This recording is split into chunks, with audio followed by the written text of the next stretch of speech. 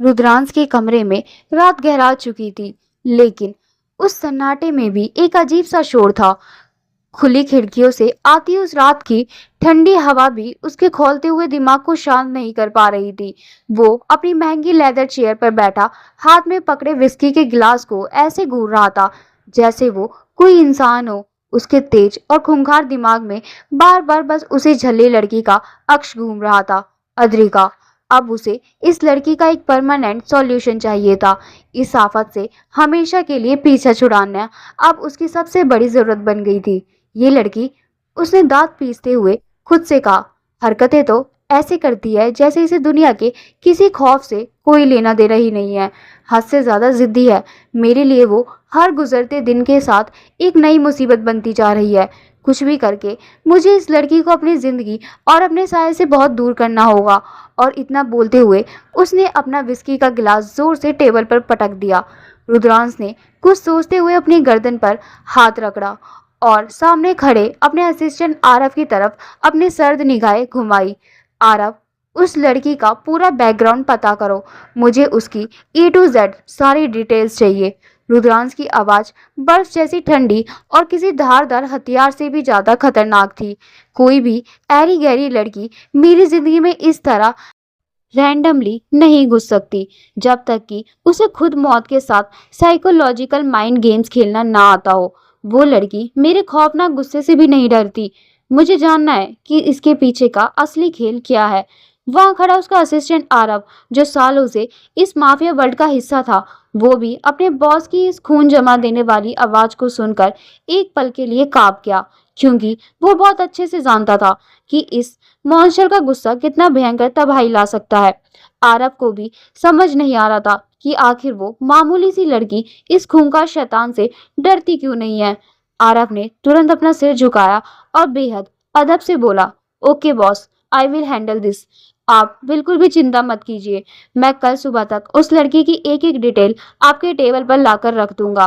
और सर, मैं ये भी पता करूंगा कि कहीं वो हमारे किसी पुराने दुश्मन का मोहरा तो नहीं है, जो आपके इतने डराने के बाद भी बार बार जानबूझकर आपके पास वापस आ जाती है। रुद्रांश ने अपनी ठंडी आंखें आरव पर गड़ा दी। मैं तुमसे यही उम्मीद रखता हूँ आरव। मुझे उस लड़की के बारे में सब कुछ जानना है। उसकी एक छोटी सी इंफॉर्मेशन भी छूटनी नहीं चाहिए। ओके सर, आरव ने आज्ञाकारी स्वर में कहा। रुद्रांश ने एक गहरी और थकी हुई सांस ली और आगे कहा, और हाँ, आज रात ही मैं अपने दूसरे विला में शिफ्ट कर रहा हूँ और यहाँ के गार्ड्स को एकदम क्लियर और स्ट्रिक्ट ऑर्डर दे दो। अगर वो लड़की कल यहाँ फिर से दिखाई दी तो उसे आराम से डरा धमका कर यहाँ से भगा देना। उस पर हाथ उठाने की जरूरत नहीं है। बस मुझे उसकी परछाई भी अपने आसपास नहीं चाहिए। यस सर, आरव ने सिर हिलाया और चुपचाप कैबिन के बाहर निकल गया। आरव के जाने के बाद रुद्रांश ने अपनी आंखें बंद की और खुद से फुसफुसाया, अब फाइनली उस पागल लड़की से मेरा पीछा छूट जाएगा। अगली सुबह आज का दिन अद्रिका के लिए बहुत बड़ा था। वो आज एक बहुत ही बड़ी कंपनी में इंटरव्यू के लिए जाने वाली थी, लेकिन उसके चेहरे पर नर्वसनेस का एक कतरा भी नहीं था। उसे खुद की काबिलियत और अपने बनाए हुए मास्टर प्लान पर पूरा विश्वास था कि वो वहां सेलेक्ट जरूर हो जाएगी। उसने अपने सारे डॉक्यूमेंट्स और सर्टिफिकेट एक फाइल में बहुत ही सलीके से रख लिए थे। अब तो उसे बस उस इंटरव्यू रूम में जाने का वेट था। कुछ समय बाद अद्रिका एक शानदार कॉर्पोरेट ऑफिस के आलीशान वेटिंग लाउंज में बैठी थी। सामने दीवार पर बहुत ही महंगे अक्षरों में रनावत एंटरप्राइज का बड़ा सा लोगो चमक रहा था। उस नाम को देखते ही अद्रिका के चेहरे पर एक अजीब सी रहस्यमय मुस्कान आ गई। उसके दिमाग में कोई बहुत ही गहरा खेल चल रहा था। बस अब कुछ ही वक्त और, उसने मन ही मन कहा, और फिर मैं अपने मिशन के एक कदम और करीब पहुंच जाऊंगी, मतलब कि अपने मिस्टर अकड़ू के बिल्कुल करीब। और ये सोचकर उसने एक ऐसी मिस्टीरियस और स्मार्ट स्माइल पास की जिसे देखकर कोई भी धोखा खा जाए। इस वक्त उस लड़की के तेज दिमाग में क्या माइंड गेम चल रहा था, इसका पता लगाना किसी के लिए भी नामुमकिन था। वो बार बार अपनी डायरी खोलकर देख रही थी और खुद से बड़बड़ा रही थी, फाइनली आई डिड इट। आज उसका इंटरव्यू था और उसने अपना ड्रेस अप भी बिल्कुल उसी परफेक्ट मन हवा एस्थेटिक के हिसाब से किया था जो उसकी इमेजिनेशन में रुद्रांश जैसे पावरफुल इंसान को इम्प्रेस करने के लिए जरूरी था। आज उसने अपनी झल्ली वाली इमेज को छुपाकर एक डार्क नेवी ब्लू कलर का बेहद क्लासी और प्रोफेशनल ब्लेजर पहना हुआ था। बालों की एक हल्की मैसी पोनीटेल, आंखों में हल्का सा काजल और हाथ में उसकी वो डायरी। वो देखने में आज कोई पागल फैन नहीं बल्कि एक बेहद समझदार, अट्रैक्टिव और हार्ड वर्किंग प्रोफेशनल लड़की लग रही थी। तभी कुछ देर बाद इंटरव्यू के लिए उसका नाम पुकारा गया। अद्रिका ने एक गहरी सांस ली और पूरे कॉन्फिडेंस के साथ कैबिन के अंदर कदम रखा। अंदर जाकर उसने सभी इंटरव्यूअर को बहुत ही एटीट्यूड और ग्रेस के साथ ग्रीट किया और फिर वो बहुत ही मैनर्स के साथ जाकर सामने वाली चेयर पर बैठ गई। पैनल में बैठे लोगों ने एक एक करके उससे सवाल पूछने शुरू कर दिए। Why do you want this job? बीच में बैठे एक सीनियर इंटरव्यूअर ने अपने चश्मे को ठीक करते हुए पूछा। अद्रिका ने चेहरे पर एक बेहद शांत और कॉन्फिडेंट मुस्कान लाते हुए जवाब दिया, बिकॉज मैं लाइफ में रिस्क और बड़े चैलेंजेस लेना पसंद करती हूँ। और सच कहूँ तो इस कंपनी का जो नाम है ना, वो मुझे बहुत ज़्यादा अट्रैक्ट करता है। और वैसे भी ये कंपनी कोई आम कंपनी तो है नहीं, ये सिर्फ देश में ही नहीं बल्कि पूरे वर्ल्ड में एक बेस्ट पोजीशन होल्ड करती है। आखिर इतने बड़े एम्पायर में कौन नहीं आना चाहेगा। उसकी बातों में एक गजब सा कॉन्फिडेंस था, लेकिन उसके होठों पर छिपी वो हल्की सी रहस्यमय हंसी साफ बता रही थी कि उसका मतलब सिर्फ इस कंपनी से नहीं बल्कि इस कंपनी के उस खूंखार मालिक से भी था। पैनल में बैठे सभी इंटरव्यूअर उसके इस स्मार्ट जवाब से काफी इम्प्रेस हुए। फिर उन्होंने उससे बिजनेस और मार्केटिंग से जुड़े कई सारे मुश्किल सवाल किए और अद्रिका ने बिना एक भी बार अटके पूरे कॉन्फिडेंस और परफेक्शन के साथ उन सभी सवालों के जवाब दिए। उनके जवाब सुनकर वो सब हैरान थे। इसके बाद उन्होंने उसकी क्वालिफिकेशन और सारे सर्टिफिकेट्स चेक करने के लिए उसकी फाइल अपनी तरफ खींच ली। आधे घंटे बाद एचआर ने जैसे ही कहा, सिलेक्शन कंफर्म्ड। यह सुनते ही अद्रिका लिटरली अपनी कुर्सी से उछल पड़ी। वह खुशी से मन ही मन चिल्लाते हुए बोली, yes, Y E S mission successful. Miss Adrika, अब तो मैं तुम्हारे और भी ज्यादा करीब आऊंगी। मिस्टर अकरू सिंह रनावत, अब देखते हैं तुम मुझे खुद से कैसे दूर रखते हो। और फिर वह खुशी से हवा में उड़ते हुए वहां से अपनी पीजी वापस लौट गई।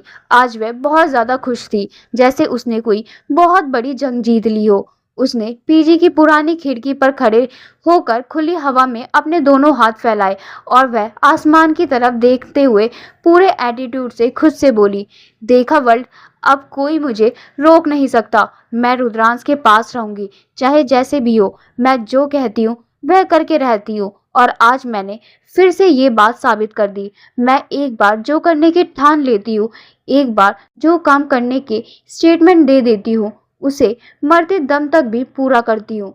तभी अजीब सी स्माइल करते हुए उसकी नजर साइड में मेज पर रखे एक धारदार नाइफ पर गई।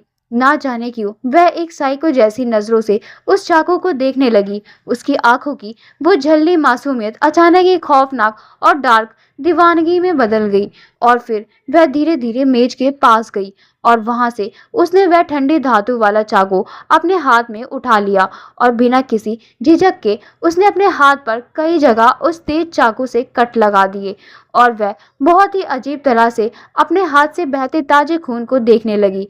फिर वह अपने हाथ को जहां कट लगा था बिल्कुल अपनी नाक के पास लाई और एक साइको की तरह गहरी सांस खींचकर उस खून की स्मेल लेने लगी और वह दर्द में भी मुस्कुराते हुए हंसते हुए बोली, ये खून मुझे हमेशा याद दिलाता रहेगा कि आखिर मेरा असली मकसद क्या है और मैं उसको कभी नहीं भूल सकती हूँ।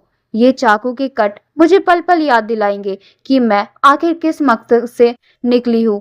ये उसके अंदर एक बहुत ही अजीब और खौफनाक सी आदत थी। ना जाने क्यों वह हद से ज्यादा खुश होने के बाद हमेशा अपने आप को ऐसे ही चोट पहुंचाया करती थी। ऐसा वह क्यों करती थी, इसके पीछे का असली डार्क सीक्रेट क्या था, ये तो उसके सिवा इस दुनिया में कोई नहीं जानता था। आज उसने खुद ही अपने हाथ को लाइटली कट लिया और अपनी उसी मोटी डायरी में खून से सने हाथों के साथ लिखा, पेन मेक्स मी स्ट्रॉन्गर। और ये लिखकर वो दर्द से भी जोर जोर से हंस रही थी, जैसे ये चोट और ये दर्द उसका कोई नया एडिक्शन बन गया हो। दूसरी तरफ रुद्रांश का नया विला। इधर रुद्रांश अपने उस पुराने मेंशन से दूर एक बिल्कुल नए और हाई ट्रैक वाला विला में शिफ्ट हो चुका था। ये जगह पहले से कहीं ज्यादा सिक्योर थी, गार्ड्स बहुत ज्यादा ट्रेंड थे। इस विला पर उसने चारों तरफ पूरी हाई सिक्योरिटी और लेजर सिस्टम रखा हुआ था, क्योंकि वह बहुत अच्छे से जानता था कि इस बेरहम अंडरवर्ल्ड में उसके दुश्मन बिल्कुल भी कम नहीं है। इसलिए वह अपनी और अपने एम्पायर की सिक्योरिटी को लेकर कोई भी रिस्क नहीं रखना चाहता था। कुछ देर बाद उसका पर्सनल असिस्टेंट आरब उसके डार्क कैबिन में दाखिल हुआ और उसने आकर अपडेट दिया, सर, उस लड़की का नाम अद्रिका है। अभी तक की छानबीन में उसका बिल्कुल नॉर्मल बैकग्राउंड दिखता है। वो एक आम कॉलेज स्टूडेंट है और अब हमारी कंपनी में इंटर्नशिप करने का सोच रही है। आज उसने इंटरव्यू भी क्लियर कर लिया है। फिलहाल उसके बारे में कुछ खास स्पेशियस या अजीब नहीं मिला है। रुद्रांश ने अपनी ठंडी आंखें सिकुड़ी और एकदम कोल्ड टोन में कहा, सस्पिशियस हर वो चीज होती है जो दिखने में बिल्कुल नॉर्मल लगे। Keep digging. मुझे उसकी पूरी हिस्ट्री चाहिए, वो कहाँ से आई है, किससे मिलती है, सब कुछ। आरव उसकी बात सुनकर ओके सर बोलकर वहां से तुरंत चला गया और रुद्रांश उसके जाने के बाद वापस अपने काम और फाइल्स में लग गया। लेकिन उसका शातिर दिमाग अभी भी इस बात को मानने को तैयार नहीं था कि अद्रिका सिर्फ एक आम लड़की है। रात के करीब 2 बजे शहर की भीड़ भाड़ से बहुत दूर एक खाली और सुनसान फैक्ट्री में भयंकर अंधेरा पसरा था। उस खंडर जैसी फैक्ट्री को देखकर ऐसा लग रहा था कि शायद वह बहुत सालों से बंद पड़ी है और वहां परिंदा भी पर नहीं मारता। लेकिन तभी उस भारी सन्नाटे को चीरते हुए वहां पर कुछ एकदम डार्क और काली वैन आकर रुकी। बिना कोई आवाज किए उसके भारी दरवाजे खुले और कई लोग फुर्ती से बाहर निकले। उन सब की बॉडीज पूरी तरह ब्लैक आउटफिट में ढकी हुई थी। चेहरे पर काले मार्क्स थे, जिससे उनका चेहरा पूरी तरह हिडन था।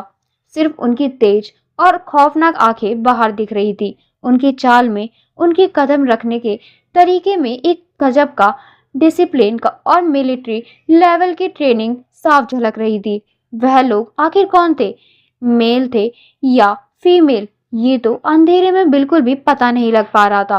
तभी उसमें से एक ने अपने हाथ से कोई साइलेंट सिग्नल दिया। बाकियों ने बिना एक शब्द बोले तुरंत अपनी अपनी पोजीशन ले ली। देखने से ही लग रहा था कि ये कोई रैंडेड गुंडे या माफिया के लोग नहीं है। ये लोग असल में बहुत ही हाई लेवल के सीक्रेट एजेंट्स थे। और जो ये फैक्ट्री बाहर से देखने में बिल्कुल खस्ताहाल और नॉर्मल लग रही थी, असल में ये इस खुफिया एजेंट का एक अंडरवर्ल्ड अड्डा था। यहाँ पर वह सब छुपकर अपनी खुफिया मीटिंग्स करते थे। यहाँ पर सबके कोड नेम थे। ये लोग कभी भी किसी को उसके रियल नाम से नहीं बुलाते थे। सबसे अजीब बात तो ये थी कि ये लोग आपस में भी एक दूसरे की असली आवाज नहीं सुनते थे। इन्होंने अपने कॉलर माइक और डिवाइस में वॉइस चेंजर लगा रखे थे, जिसके द्वारा उनकी आवाज बिल्कुल बच्चों जैसी या किसी रोबोट जैसी आवाज में बदल जाती थी, ताकि कोई दुश्मन गलती से भी इनकी आवाज सुनकर इन्हें पहचान ना सके। ये सभी लोग आज रात एक बहुत बड़े और खतरनाक सीक्रेट मिशन पे थ्रू निकले हुए थे। इन सभी को इस देश में हो रही एक बहुत बड़े करप्शन का पर्दाफाश करना था और सबसे बड़ा टारगेट था शहर के बड़े कॉलेजेस में जो ड्रग्स की सप्लाई हो रही थी उसका जड़ से पर्दाफाश करना, क्योंकि इन लोगों की इन्वेस्टिगेशन से पता चला था कि कॉलेज की मासूमियत की आड़ में बहुत सारे काले और गलत काम हो रहे थे। और इन लोगों की सिंडिकेट में बहुत बड़े बड़े बिजनेसमैन के साथ ही साथ देश के बहुत बड़े बड़े सफेद पोश नेता भी शामिल थे। यह सिंडिकेट एजेंट इन बड़े बड़े नेता और बिजनेसमैनों का ही वो काला सच दुनिया के सामने लाना चाहते थे। उनके द्वारा किए जा रहे बड़े बड़े करप्शन और जुल्म को पब्लिक के सामने बेनकाब करना चाहते थे। इसलिए ये सभी लोग पूरी तैयारी के साथ इस बहुत बड़े सीक्रेट मिशन पर निकले थे। उस भारी सन्नाटे और खौफनाक अंधेरे के बीच अचानक एक भारी इंजन की गरजती हुई आवाज गूंजी। दूर से एक ब्लैक बुलेट मोटरसाइकिल हवा का सीना चीरते हुए आई और बिल्कुल उन काली वैन के पास आकर एक झटके में रुकी। बुलेट से एक लड़की नीचे उतरी। उसने भी बिल्कुल उन खुफिया एजेंट्स के जैसा ही डार्क और खतरनाक गेटअप किया हुआ था। उसका फिगर बहुत ही स्लिम और एथलेटिक था। उसके चेहरे पर एक गहरा ब्लैक मास्क था जिससे सिर्फ उसकी वो खूंखार और तेज आंखें नजर आ रही थी। उसके हाथों में शार्प वेपन्स चमक रहे थे और उसके कदम रखने का एक एक मूव बिल्कुल कैलकुलेटेड था, जैसे वो कोई ट्रेंड किलर हो। उसकी स्पीड और फाइंडिंग स्किल्स वहां मौजूद बाकी सब लोगों से बिल्कुल अलग और कई गुना बेहतर थी। उसका चलने का एटीट्यूड भी सबसे अलग और गजब के स्वैग से भरा हुआ था। वो असल में कौन थी, उस ब्लैक मास्क के पीछे किसका चेहरा था, ये तो पता लगाना किसी के लिए भी आसान नहीं था। तभी वहां उनके ईयरपीस में एक बदली हुई रोबोटिक आवाज आई, शैडो, लेफ्ट फ्लैंक सिक्योर करो। उस लड़की ने बिना एक भी सेकंड की देर किए अंधेरे में छुपकर निगरानी रख रहे दुश्मन के 3 गार्ड्स को अपनी बिजली जैसी फुर्ती से न्यूट्रलाइज कर दिया। किसी को भनक तक नहीं लगेगी उन गार्ड्स का काम कब तमाम हो गया और उनकी लाशें कब जमीन पर गिर गई। तभी डिवाइस में किसी ने उसका कोड नेम पुकारा, पैंथोम वेल्डन। लेकिन वो लड़की सिर्फ अपना सिर हिलाकर बिना कोई जवाब दिए या अपनी जीत का जश्न मनाए खामोशी से फिर से अपने काम पर लग गई। किसी को नहीं पता था कि ये फैंटम आखिर कौन है और कहां से आई है। बस वहां खड़े सब लोगों को इतना जरूर पता था कि ये जो भी है यहाँ के सभी हाई लेवल मेंबर्स में से सबसे ज्यादा खतरनाक और बेरहम है। उसका एटीट्यूड यहाँ के सभी मेंबर में सबसे अलग था, बेखौफ था। वो किसी से फालतू बात नहीं करती थी, बस अपने शिकार पर फोकस रखती थी। तभी उस खामोशी को तोड़ते हुए एक दूसरे लीडर ने उससे पूछा, फैंटम, ये बताओ तुमने अपना काम कितना किया है। तभी अपने वॉइस चेंजर को ऑन करते हुए उसकी ठंडी और मशीनी आवाज सबके कानों में पड़ी, मिस्टर एसजे, आप बस इतना समझ लीजिए कि बिल्ली बिल में एंटर कर चुकी है। आप बिल्कुल चिंता मत कीजिए, बिल्ली चूहों को शिकार किए बगैर वापस नहीं आएगी। वहां चूहे चाहे कितनी भी अंदर बिल में घुसने की कोशिश करे या बिल्ली उनके पीछे उतने ही अंदर बिल में पहुंच जाएगी। मिस्टर एसएच ने उसकी बात सुनकर एक गहरी सांस ली और बड़ी तसल्ली से कहा, बहुत अच्छे, हमें तुमसे यही उम्मीद थी कि तुम उन चूहों को बिल में घुसकर मारोगी। Well done. बस एक बात याद, वहां सब लोग बहुत चालाक है, कुछ भी करके उनके हाथ मत आना। वैसे हमें तुम पर पूरा भरोसा है कि तुम जो भी एक बार ठान लेती हो उसे करके ही रहती हो। फैंटम ने बस एक हल्का सा नोट किया और फिर उन लोगों ने अपने इस सीक्रेट मिशन से रिलेटेड बहुत सारी खुफिया बातें एक दूसरे से शेयर की। फैक्ट्री के अंदर एक बड़ा सा ब्लूप्रिंट निकाला गया और शहर के उन सफेद पोश नेताओं और करप्ट बिजनेसमैन की लोकेशन मार्क की गई।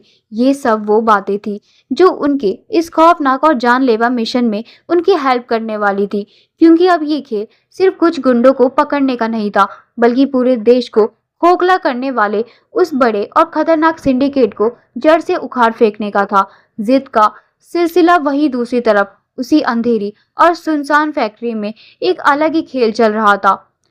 उस इमारत की दीवारें बरसों की धूल और जंग लगे लोहे की चादरों में लिपटी हुई थी। बाहर की दुनिया को इस बात की भनक तक नहीं थी कि जो इमारत बाहर से एकदम कबाड़ और वीरान दिख रही थी, उसके अंदर एक बहुत बड़े और खौफनाक मिशन को अंजाम दिया जा रहा था, किसी भी आम इंसान की सोच से बहुत दूर। यहाँ मौत और खामोशी का असली खेल खेला जा रहा था। फैक्ट्री के बाहर खड़ी ब्लैक वेन्स रात के उस अंधेरे में जैसे किसी अंधेरे का हिस्सा लग रही थी। गाड़ियों के दरवाजे बिना कोई आवाज किए खिसके और उनमें से एक एक करके काले सायों की तरह कुछ लोग बाहर निकले। ऊपर से नीचे तक जेट ब्लैक कपड़ों से ढके हुए शरीर, चेहरे पर खौफनाक मास्क और कदमों में मौत जैसी खामोशी। पर उसकी हर एक चाल में गजब का डिसिप्लिन और मिलिट्री लेवल का ट्रिगर साफ नजर आ रहा था। हर किसी के शरीर पर टैक्टिकल रिंग, कानों में कम्युनिकेशन डिवाइस और आंखों में अपने टारगेट को खत्म करने की भयानक आग थी। पोजीशंस, कम्युनिकेशन डिवाइस में एक बदली हुई मशीनी और बच्चे जैसी पतली लेकिन कड़क आवाज गूंजी। वॉइस चेंजर की वजह से ये आवाज बहुत ही अजीब और डरावनी लग रही थी। इट्स विंग क्लियर करना है। फैंटम, तुम लेफ्ट संभालो। शैडो, कवर करो। रेवन, तुम रूफ पर कवर करो। ये सब बातें वो लोग अपने सीक्रेट कोड वर्ड्स में कह रहे थे, जिसे उनके अलावा किसी और का समझना नामुमकिन था। हर कोई तुरंत अपने अपने फॉर्मेशन में सेट हो गया। बात सुनने में छोटी लग रही थी, पर वहां मौजूद हर एक एजेंट जानता था कि अगर ये मिशन फेल हुआ तो कई बेगुनाहों की जान जाएगी और देश के बड़े बड़े गद्दारों की तिजोरियों में के राज हमेशा के लिए दफन हो जाएंगे। ये कोई हॉलीवुड की फिल्म नहीं थी, ये अंडरकवर एजेंट की एक सच्ची और खौफनाक दुनिया थी। फैंटम अंदर आकर खड़ी हुई। उसके कदम इतने तेज और सधे हुए थे कि महज चंद सेकंड्स में उसने पूरी सिचुएशन और जगह के चप्पे चप्पे को स्कैन कर लिया था। वो कोई नौसिखिया नहीं थी, वो एक परफेक्ट क्लियर मशीन थी। उसकी बॉडी लैंग्वेज, उसके मूवमेंट्स और बिल्कुल आई साइलेंट तरीके से अपने टारगेट तक पहुंचने का उसका अंदाज किसी खूंखार शिकारी जैसा था। उसे अपने किसी भी काम में फेल होना सख्त नापसंद था। उसके हाथ में एक छोटा सा लेकिन बेहद धारदार कटर और पेंसिल नाइफ था, जो अंधेरे में हल्का सा चमक रहा था। लेफ्ट फ्लैंक क्लियर, फैंटम ने बिल्कुल धीमी आवाज में कहा। वॉइस चेंजर से उसकी आवाज भी पतली हो गई थी। इसके साथ ही बिना एक पल की देरी किए एक्शन शुरू हो गया। अंधेरे में किसी परछाई की तरह खिसकते हुए फैंटम ने एक एक करके निगरानी कर रहे दुश्मन गार्ड्स को पीछे से दबोचा और उन्हें खामोश कर दिया। No noise, no crime scene. उसका हर बार, हर चौक होल सिर्फ प्रोफेशनल और जानलेवा था। उसका बस एक ही उसूल था, काम पूरा करो और बिना कोई सुराग छोड़े वहां से गायब हो जाओ। इस खौफनाक मिशन में महज 3-4 मिनट में ही अपना काम पूरा कर लिया। आर्म्स स्मगलर को दबोच लिया गया, कबूलनामा रिकॉर्ड कर लिया गया और सारे जरूरी सबूत कलेक्ट कर लिए गए। फैंटम ने अपनी तेज आंखों से फाइल्स चेक किए। कोई कैमरा नहीं, कोई चश्मदीद गवाह नहीं बचा था। सब कुछ एकदम साफ था। वो अपनी टीम के पास वापस आई और सिर झुकाकर मिशन पूरा होने का सिग्नल दिया। तभी डिवाइस में लीडर की आवाज गूंजी, जिसमें एक हल्की सी तारीफ की लहर थी। Good Phantom, perfect execution, I am proud of you, you are amazing. ये तारीफ सुनकर फैंटम ने बस अपना सिर हिलाया, पर अपने मास्क के पीछे से कोई इमोशन बाहर नहीं आने दिए। उसी खौफनाक ब्लैक आउटफिट को पहने हुए वो सब बिल्कुल वैसे ही खामोशी से अपनी अपनी वैन्स में बैठे और अंधेरे को चीरते हुए वहां से ऐसे गायब हो गए जैसे वहां किसी कोई आया ही नहीं हो। वो लोग अपना काम खत्म करके निकल चुके थे और उस तस्कर के अलावा किसी को इस बात की भनक तक नहीं लगी थी। रात की ठंडी हवा ने फैक्ट्री के ढहते हुए दरवाजों पर अपनी दस्तक दी। बाहर की दुनिया अनजान थी कि अभी अभी किस खुफिया दुनिया के लोगों ने किस बड़ी तबाही को रोक लिया था। सारे एविडेंस पूरी तरह से सिक्योर थे और फैंटम, जिसने इस पूरे ऑपरेशन के सबसे खतरनाक और जानलेवा हिस्से को अकेले अपने दम पर संभाला था, वो बिना कोई नाम या सुराग छोड़े वापस रात की परछाइयों में घुल चुकी थी। अभी उस हंसता हाल फैक्ट्री के अंदर क्या खौफनाक खेल खेला गया था, इसका अंदाजा कोई सपने में भी नहीं लगा सकता था। वहीं दूसरी तरफ रात का अंधेरा अब पूरी तरह से गहरा हो चुका था और रुद्रांश के नए विला की बड़ी बड़ी खिड़कियों से ठंडी हवा अंदर घुसकर महंगे फर्नीचर से टकरा रही थी। रुद्रांश के उस विशाल और डार्क कमरे के केवल एक ही डेस्क लैंप चल रहा था। उस मध्यम सी रोशनी के बीच उसकी खौफनाक परछाई दीवार पर लंबी और गहरी सी पड़ रही थी। मेज पर रखा विस्की का खाली ग्लास, चारों तरफ बिखरे हुए फाइलों के ढेर और उसके चेहरे पर पड़ी एक गहरी सिकुड़न ये सब उस अंडरवर्ल्ड के बेताब बादशाह के दिमाग में चल रहे तूफान का ठोस सबूत थे। वो अपनी महंगी लेदर चेयर पर आधा झुका हुआ बैठा था। उसकी आंखें किसी बर्फ की तरह ठंडी और एक ही जगह पर जमी हुई थी। उसका शातिर दिमाग कुछ बहुत ही गहरा और डार्क सोच रहा था।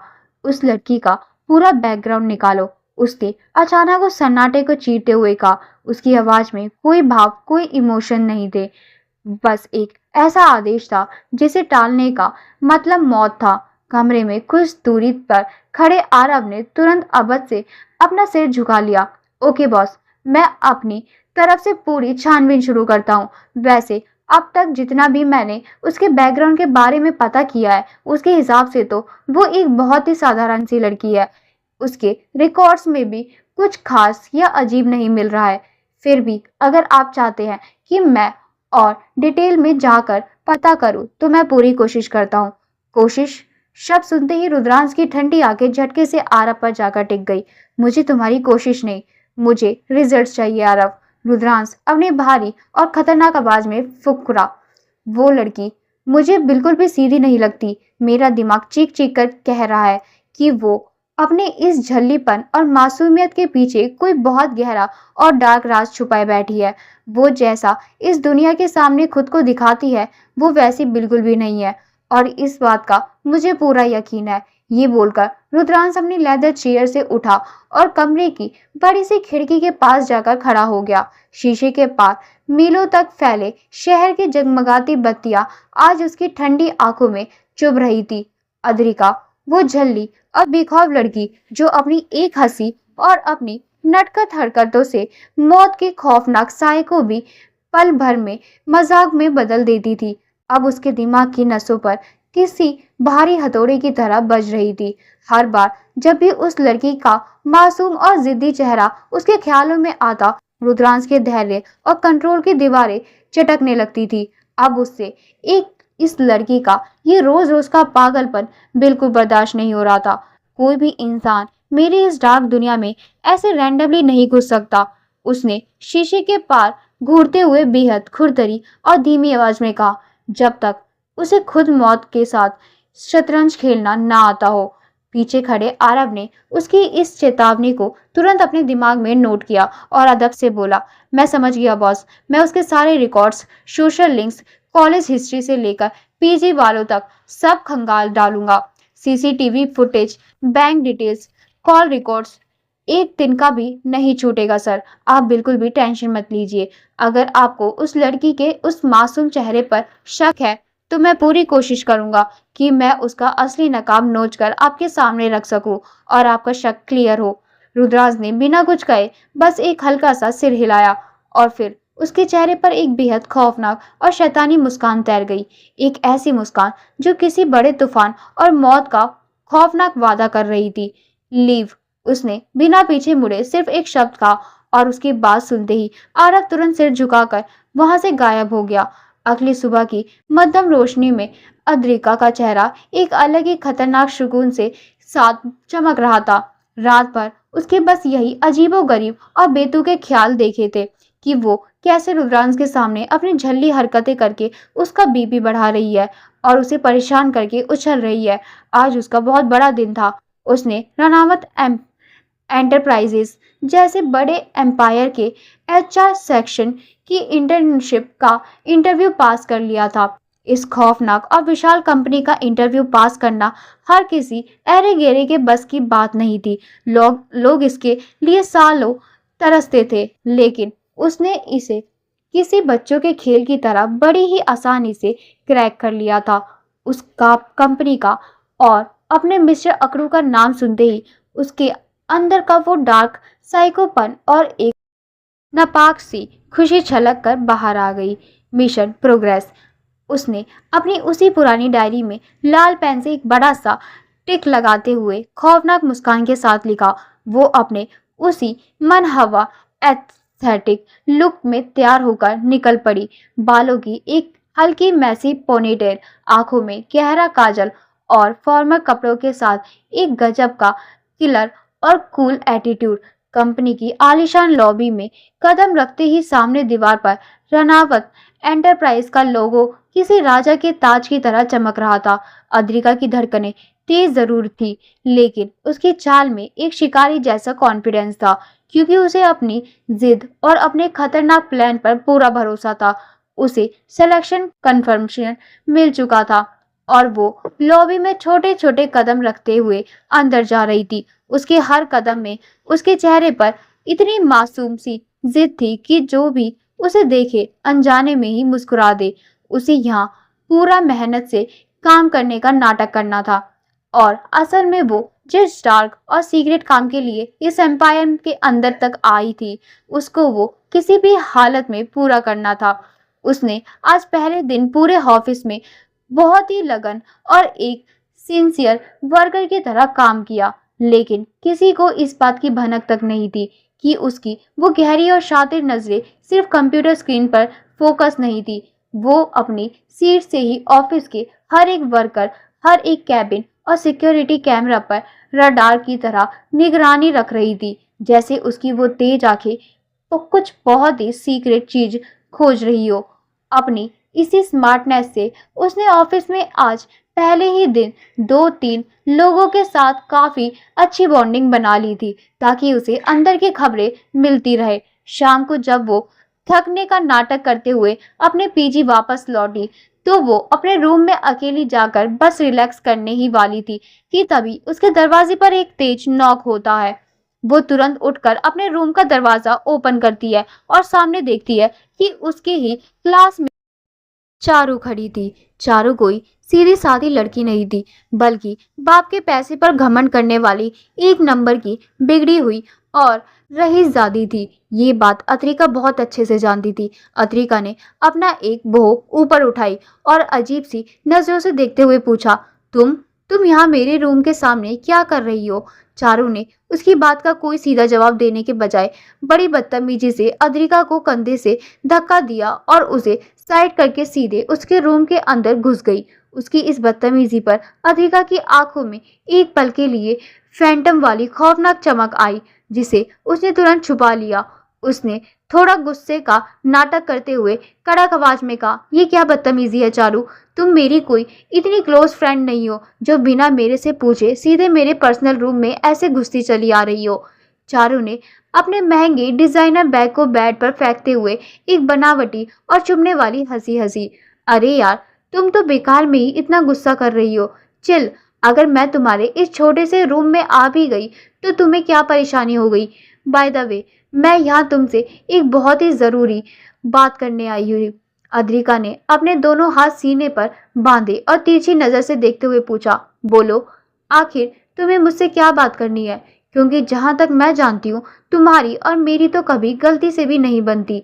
चारू ने करीब आकर उसे ऊपर से नीचे तक देखा और एक जेलस टोन में बोली, अरे मैडम, वो सब तो मैं भी बहुत अच्छे से जानती हूँ। मैं तो बस यहाँ तुमसे ये पूछने आई थी कि आखिर तुमने ऐसी कौन सी जादू की छड़ी घुमाई या कौन सी तरकीब लगाई जो तुम्हें इतनी आसानी से रनावत एंटरप्राइजेस जैसे बड़े एम्पायर में नौकरी मिल गई। क्योंकि ना जाने कितनों को तो वहाँ चपरासी की जॉब के लिए इंटरव्यू देने तक का मौका नहीं मिलता, और हमारे पूरे कॉलेज में से सिर्फ तुम एक मामूली सी लड़की सिलेक्ट हुई हो। समझ नहीं आता मैडम की आखिर ऐसा क्या खास टैलेंट है तुम में? मुझे तो तुम बस वो टिप्स और शॉर्टकट्स बता दो जिससे कि मैं भी उस कंपनी में किसी तरह अपनी जॉब पक्की कर सकूं। अद्रिका ने एक बेहद ठंडी और सटायरिकल स्माइल दी। उसने सीधा चारू की आंखों में देखते हुए करारा जवाब दिया, जाओ, जाकर अपनी पढ़ाई और अपने काम पर फोकस करो, तो शायद बहुत जल्दी तुम्हें भी कोई जॉब मिल जाए। इतने बड़े एम्पायर्स में अपनी जगह बनानी हो ना, तो दिमाग और मेहनत लगती है। इन सस्ते शॉर्टकट से जिंदगी में कुछ हासिल नहीं होता, समझी तुम? चारू का ईगो बुरी तरह हर्ट हो गया। वो तिल मिलाते हुए बोली, ओ हेलो, तुम तो प्लीज अपना ये ज्ञान अपने पास ही रखो और चुप रहो। तुम शायद जानती नहीं हो कि मेरे फादर इस शहर के कितने बड़े और पावरफुल बिजनेसमैन हैं। मुझे तुम्हारे जैसे किसी सस्ते शॉर्टकट की जरूरत नहीं है। अद्रिका ने एक बेहद चुभने वाली और सटायरिकल स्माइल दी। मैं बहुत अच्छे से जानती हूँ चारू कि तुम्हारे पापा कितने रसूख वाले बिजनेसमैन हैं। आखिर उन्हीं के पैसों और पावर के दम पर ही तो तुम पूरे कॉलेज में इतनी उछल कूद मचाती हो। लेकिन एक बात बताओ मैडम, अगर तुम्हारे पापा इतने ही बड़े अरबपति है तो तुम्हें उनके टुकड़ों पर ऐश करने के बजाय रनावट एंटरप्राइजेस जैसी दूसरी कंपनी में जाकर एक मामूली एम्प्लॉय बनने की और धक्के खाने की क्या नौबत आ गई। चारू का ईगो बुरी तरह हर्ट हो गया। उसका चेहरा गुस्से और बेइज्जती से लाल पड़ गया। उसने अपने दांत पीसते हुए कहा, मुझे तुम्हें अपनी पर्सनल बातें बताना बिल्कुल भी जरूरी नहीं लगता, लेकिन हाँ, तुम्हें आज जो ये हवा में उड़ने का एटीट्यूड आ गया है ना कि पूरे कॉलेज से सिर्फ तुम एक लौती सिलेक्ट हुई हो, तो अपना ये घमंड अपने पास ही रखना, क्योंकि याद रखना कल सुबह ऑफिस में तुम्हारी मुलाकात मुझसे ही होने वाली है। मेरे डैड के कनेक्शन की वजह से मैं भी वहीं जॉब करने आ रही हूँ। Okay madam. और ये बात बोलकर चारू ने अपना महंगा डिजाइनर बैग उठाया और पूरे एटीट्यूड के साथ पैर पटकते हुए उसके रूम से बाहर निकल गई। उसके जाते ही अद्रिका के चेहरे की वो नॉर्मल सी स्माइल एक बहुत ही डार्क और शातिर मुस्कान में बदल गई। उसने दरवाजा लॉक किया और खुद से फुसफुसाकर कहा, मुझे ये ओवर स्मार्ट लड़की और इसका वो करप्ट बाप दोनों ही बिल्कुल सही नहीं लगते। लगता है इन लोगों का भी कोई बहुत गहरा गेम चल रहा है। दिन भर की थकान और इस नए ड्रामे की वजह से अद्रिका जाकर सीधे अपने बेड पर लेट गई और ना चाहते हुए भी गहरी नींद के आगोश में चली गई। अचानक उसकी आंखें झटके से खुली। कमरे में एकदम अंधेरा था। उसके पास रखे फोन में टाइम देखा तो उसकी आंखें पूरी तरह से फैल गई। रात के या यूं कहे कि सुबह के 3 बज रहे थे। ओ गॉड, शिट शिट शिट। वो अपने बाल नोचते हुए बेड से उछलकर खड़ी हो गई। मैं आज अपने मिस्टर अकड़ू से मिलने ही नहीं गई। मैंने तो उनसे कहा था कि मैं रोज आऊंगी। वो पक्का मेरा वेट कर रहे होंगे। और बिना एक सेकंड भी बर्बाद किए वो उसी आधी रात को पागलों की तरह रेडी होने लगी और अपनी जैकेट पहनकर सीधा निकल पड़ी रुद्रांश सिंह रनावत के उस खौफनाक विला की तरफ। रात के उस भयानक सन्नाटे को चीरते हुए वो हवेली के उस विशाल लोहे के गेट के पास पहुंची और बिना किसी खौफ के दोनों हाथों से गेट को पकड़कर फिर से जोर जोर से उसका नाम चिल्लाने लगी, मिस्टर अकड़ू और मेरे हैंडसम मॉन्स्टर, मैं आ गई। सॉरी, आज थोड़ा लेट हो गया। दरवाजा खोलो। आधी रात को फिर से वो चीखती हुई आवाज सुनकर ड्यूटी पर तैनात सारे खूंखार गार्ड्स ने अपना माथा पीट लिया। अरे यार, ये पागल लड़की आज फिर से हमारी जान खाने आ गई। गार्ड्स आपस में बुरी तरह झुंझलाहट हुए बोले। लेकिन आज कहानी में एक बहुत बड़ा ट्विस्ट था। रुद्रांश आज इस वाले विला में मौजूद ही नहीं था। वो तो अपने सिक्योरिटी और इस लड़की के उस डेली के पागलपन से बचने के लिए अपना विला ही शिफ्ट कर चुका था। इसलिए ड्यूटी इंचार्ज गार्ड थोड़ा हिम्मत करके भारी कदमों से गेट के पास आया और एक लंबी सांस छोड़ते हुए बोला, मैडम, आज आप फिर से आ गई। अद्रिका ने अपनी बड़ी बड़ी आंखें झपकाई और पूरी ढिठाई से मुस्कुराते हुए बोली, हाँ बिल्कुल आ गई, और मैं तो रोज आऊंगी अपनी अटेंडेंस लगाने। तुम्हें कोई प्रॉब्लम है क्या भैया? गार्ड ने बहुत ही बेबसी और थके हुए लहजे में जवाब दिया, मैडम, आज यहाँ पूरी रात भी चिल्लाती रहिए ना तो भी कोई फायदा नहीं होने वाला, क्योंकि हमारे बॉस रुद्रांश सर आज यहाँ है ही नहीं। वो इस विला को छोड़कर कहीं और जा चुके हैं। रात और सुबह के बीच का वो अजीब सा पहर था। पूरा शहर गहरी नींद के आगोश में था, लेकिन किसी की जिद अभी भी खुली आंखों से जाग रही थी। और वो कौन थी, ये तो पूरी दुनिया बहुत अच्छे से जानती थी। सड़कें बिल्कुल सुनसान थी।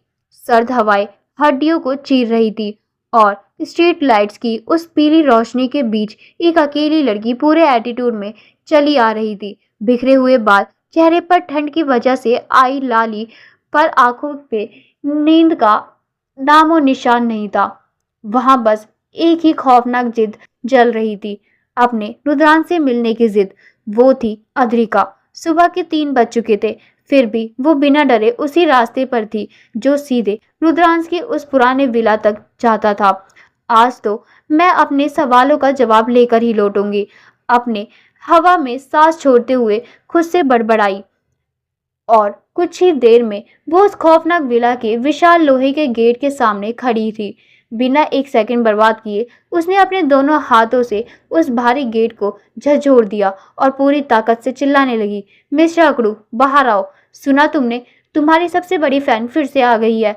विला के अंदर खड़े गार्ड्स की तो ये आवाज सुनते ही जान निकल गई। एक गार्ड ने अपना माथा पीटते पीटते हुए दूसरे से फुसफुसा कर कहा, अरे भाई, ये तो वही पागल आफत है जो कल भी आई थी। आज तो सुबह सुबह ही हमारा खून पीने हाजिर हो गई। ड्यूटी इंचार्ज भारी कदमों से गेट के पास आया और बहुत ही बेबसी से बोला, मैडम, आप रोज रोज यहाँ अपनी जान देने क्यों आ जाती हैं? हमने आपसे कल भी कहा था कि हमारे सर अब इस विला में रहते ही नहीं है। वो कल रात ही यहाँ से हमेशा के लिए शिफ्ट हो गए हैं।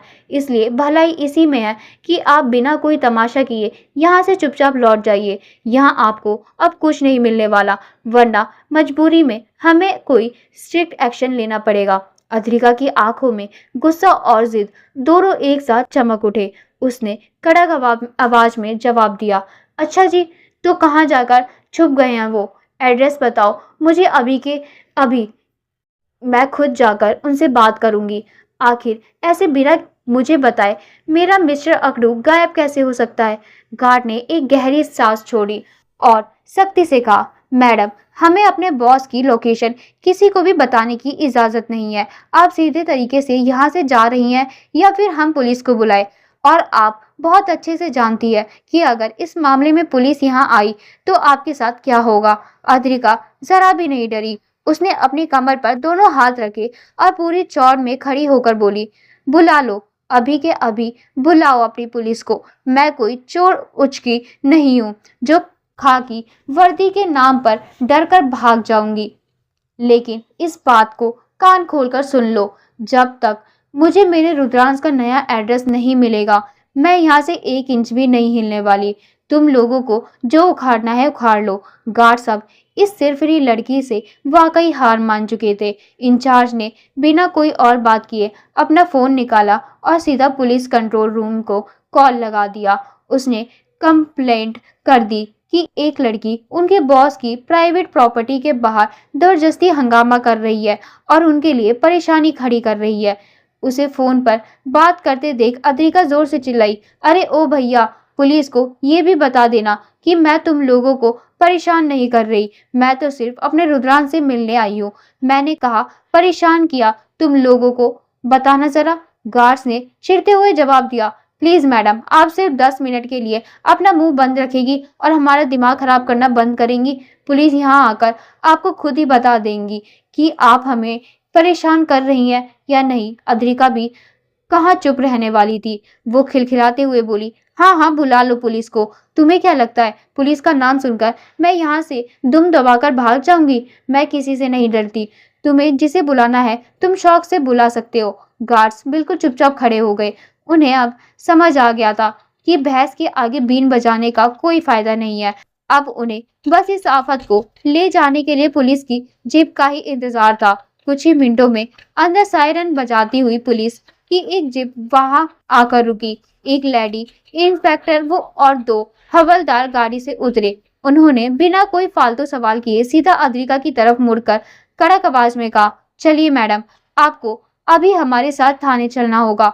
अद्रिका ने अपनी आंखें बड़ी करते हुए पलटकर पूछा, क्यों भाई, क्या मैंने किसी का मर्डर किया है? इंस्पेक्टर ने सख्ती से जवाब देते हुए कहा, हमें कंप्लेंट मिली है कि आप एक प्राइवेट प्रॉपर्टी में बार बार जबरदस्ती घुसने की कोशिश कर रही हैं। और आपकी जानकारी के लिए बता दूं कि ये चीज भी एक जुल्म के अंतर्गत ही आती है। जुल्म का नाम सुनते ही डरने के बजाय अद्रिका जोर जोर से हंसने लगी। उसकी ये बेखौफ हंसी सुनकर पुलिस वाले और गार्ड्स दोनों पूरी तरह हैरान रह गए। वाह, क्या बात है, अद्रिका ने ताली बजाते हुए जोर से कहा। कमाल की बात है ना इंस्पेक्टर साहिबा, जिस रुद्रांश सिंह राणावत के नाम से पूरी दुनिया कांपती है, जो इस पूरे बिजनेस वर्ल्ड पर राज करता है, वो खूंखार इंसान आज मुझसे यानी एक मामूली सी लड़की से इतना डर गया कि अपनी जान बचाने के लिए उसने पुलिस बुला ली। How cute. वो पागलों की तरह तेज तेज हंस रही थी। पुलिस ने बिना और कोई वक्त बर्बाद किए उसे पकड़कर जिप के अंदर बैठा दिया। लेकिन अद्रिका के चेहरे पर जरा भी शिकन या डर नहीं था। उस बंदी की जिद अब भी उसी भयंकर आग की तरह जल रही थी। उसके दिमाग में बस एक ही बात थी, मुझे उससे मिलना ही है।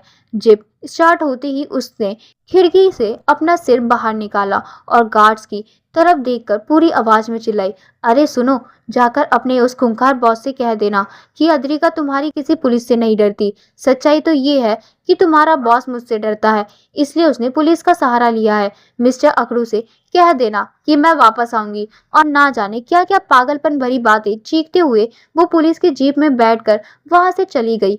गार्ड्स बस मुंह फाड़े उस जीप को जाते हुए देखते रह गए। दूसरी तरफ रुद्रांश का नया बिला। सुबह की पहली ठंडी किरण रुद्रांश के कमरे की दीवार पर चुपचाप फिसल रही थी। हवेली में अभी सन्नाटा ही था कि तभी रुद्रांश के प्राइवेट फोन की घंटी बज उठी। उसने बिना स्क्रीन देखे फोन उठाया और कान में लगा लिया।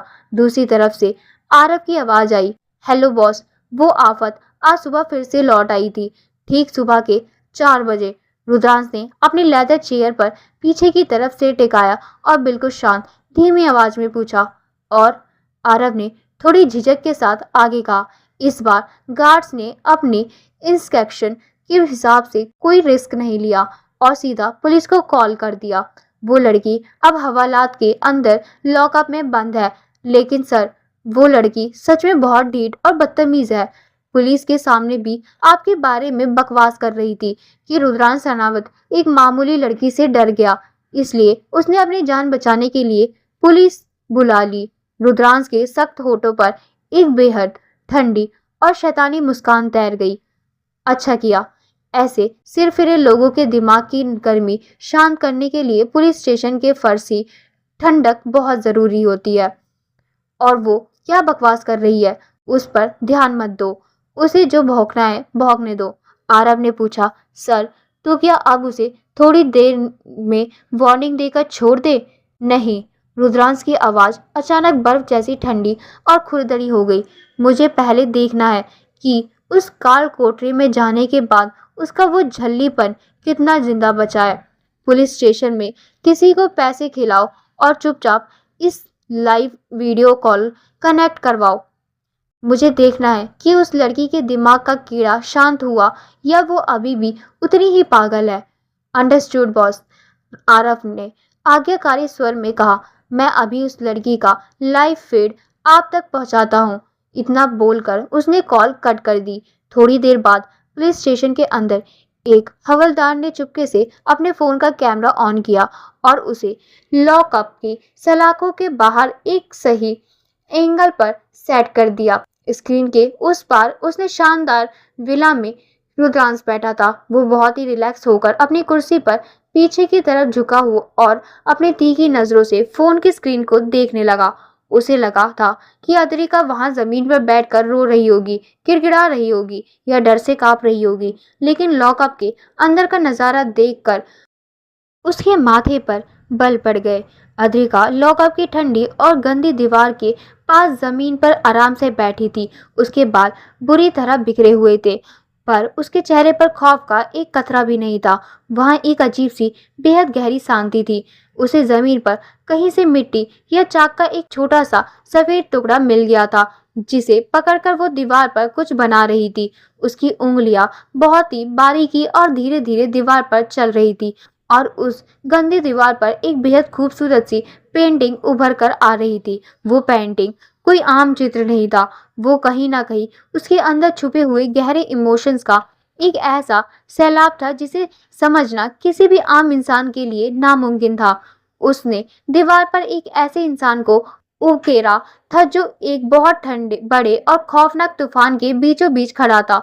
लेकिन फिर भी वो इंसान मुस्कुरा रहा था और उस पेंटिंग के ठीक नीचे उसने छोटे छोटे अक्षरों में लिखा था, कभी किसी खौफनाक तूफान से डर नहीं लगा, लेकिन कुछ अपनों की खामोशी ने अंदर तक तोड़ दिया। स्क्रीन के उस पर बैठे रुद्रांश के चेहरे के भाव उस एक लाइन को पढ़ते ही झटके से बदल गए।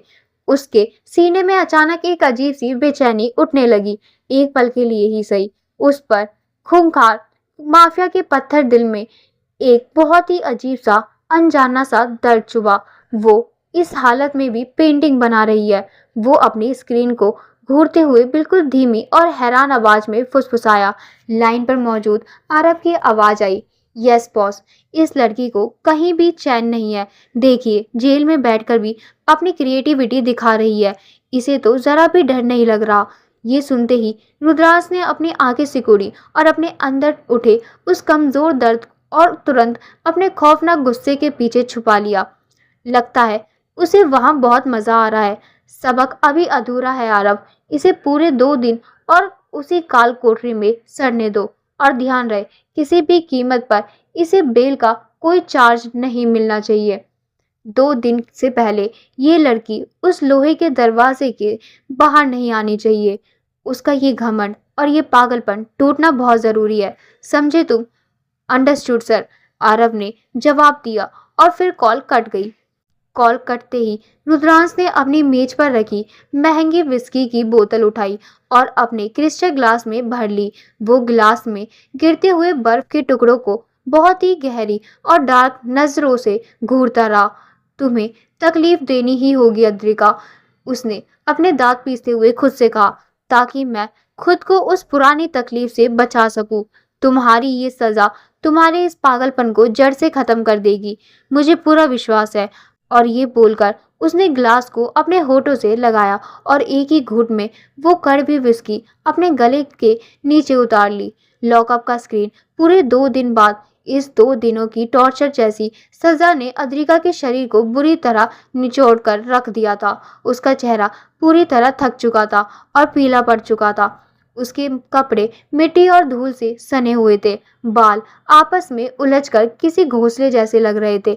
लगातार जागने और रोने की वजह से उसकी आंखें बुरी तरह से लाल हो चुकी थी और पूरी तरह सूज गई थी। वो उसी दीवार के पास बेजान सी बैठी थी जहां उसकी बनाई हुई वो खूबसूरत पेंटिंग अब आधी मिट चुकी थी। तभी उसने अपना सिर उठाया और सलाखों के बाहर देखते हुए अपनी सूखी और फटी हुई आवाज में चिल्लाई, अब 2 दिन भी रख लिया मुझे इस अंधेरे में, क्या अब तो जाने दोगे मुझे? सलाखों के बाहर खड़े पुलिस वालों ने उसकी बात का कोई जवाब नहीं दिया। वहां बस एक डरावना सन्नाटा था। अद्रिका ने अपना सिर वापस दीवार पर टिकाया, लेकिन फिर उसके उन सूखे और पपड़े चम्मे होठों पर एक मुस्कान आ गई। कोई मासूम या झल्ली मुस्कान नहीं, बल्कि एक बेहद तीखी, खतरनाक और चुभने वाली हंसी। ठीक है मिस्टर रुद्रांश सिंह रानावत, वो अंधेरे में घूरते हुए फुसफुसाई, तुमने मेरी जिद का इम्तिहान लेना चाहा ना? अब जो ये खौफनाक खेल तुमने शुरू किया है उसे खत्म मैं करूंगी, क्योंकि मुझे कोई भी खेल आधा अधूरा छोड़ना बिल्कुल पसंद नहीं है। ये जंग तुमने छेड़ी है, लेकिन अब इसे अंजाम तक मैं पहुंचाऊंगी, पूरी तरह से तबाह करके। ये बोलते वक्त उसकी उन सूजी और लाल आंखों में आंसू नहीं थे, बल्कि इंतकाम और जिद की एक ऐसी भयंकर आग जल रही थी जो किसी को भी भस्म कर दे। अगली सुबह पुलिस ने फाइनली ऑर्डर्स मिलने के बाद उसे रिहा कर दिया। भारी लोहे का दरवाजा खुला। बाहर निकलते वक्त अद्रिका रुकी और उसने पीछे मुड़कर उस गंदी दीवार की तरफ देखा जहां उसकी वो अधूरी पेंटिंग अब भी उसका मजाक उड़ा रही थी। उसने एक गहरी सांस ली और बहुत ही शांत लेकिन खतरनाक लहजे में कहा, तुम्हारी ये काली दुनिया बहुत बड़ी होगी रुद्रांश, लेकिन मेरी ये जिद तुम्हारे उस पूरे एम्पायर से भी बहुत बड़ी है। मैं जिस मकसद के लिए आई हूँ वो पूरा करके ही दम लूंगी। मुझे इस दुनिया की कोई ताकत नहीं रोक सकती। ये बोलकर उसने पलटकर उस जेल के दरवाजे को हमेशा के लिए पीछे छोड़ दिया और बाहर सड़क पर आ गई। बाहर धूप बहुत तेज और चुभने वाली थी। सूरज की वो रोशनी सीधे उसके चेहरे पर पड़ रही थी, पर आज अद्रिका के चेहरे पर वो पुरानी मासूमियत या सॉफ्टनेस कहीं नहीं थी। उसके मुड़े टूटे कपड़े, उसके उलझे हुए बाल और खून जैसी लाल आंखें उसे किसी घायल शेरनी जैसा लुक दे रही थी। लेकिन उस सब के बावजूद उसके चेहरे पर एक बहुत ही खौफनाक और कॉन्फिडेंट मुस्कान थी। एक ऐसी मुस्कान जो बिना कुछ कहे पूरी दुनिया को चीख चीख कर बता रही थी, अब बारी मेरी है।